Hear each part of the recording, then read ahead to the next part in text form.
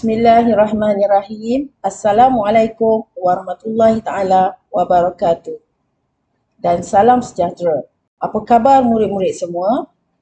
Saya Cikgu Nur Fazila binti Abdul Jalil dari SMK SIG. Pada hari ini, Cikgu teruja ingin berkongsi salah satu tema daripada buku teks Bahasa Melayu tingkatan 3 iaitu Bersih Selalu, Sihat Sentiasa. Fokus tajuk kita pada hari ini ialah fobia tanpa telefon bimbit.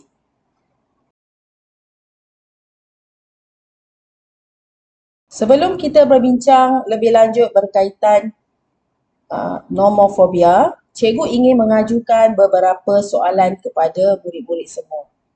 Pertama, berapakah kekerapan kamu menggunakan telefon bimbit dalam sehari? Kedua, adakah kamu pernah rasa cemas jika telefon kamu tertinggal?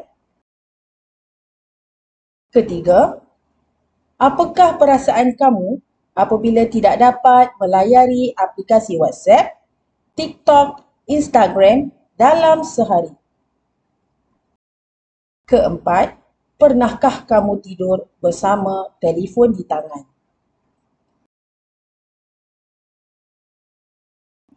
Baiklah murid-murid, jika jawapan murid-murid ialah kerap menggunakan telefon bimbit, berasa cemas jika tertinggal telefon bimbit, berasa resah jika tidak dapat melayari pelbagai aplikasi dan sentiasa tidur bersama telefon bimbit, situasi tersebut dikenali sebagai nomofobia. Baiklah, mari kita lihat gambar berikut. Berdasarkan gambar berikut, apakah yang ada dalam fikiran murid-murid?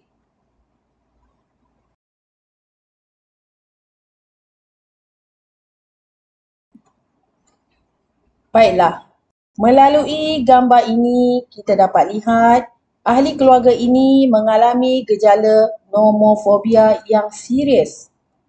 Hal ini dikatakan demikian kerana mereka leka bermain telefon bimbit walaupun waktu makan ialah masa terbaik untuk mereka berbual-bual bersama dengan ahli keluarga.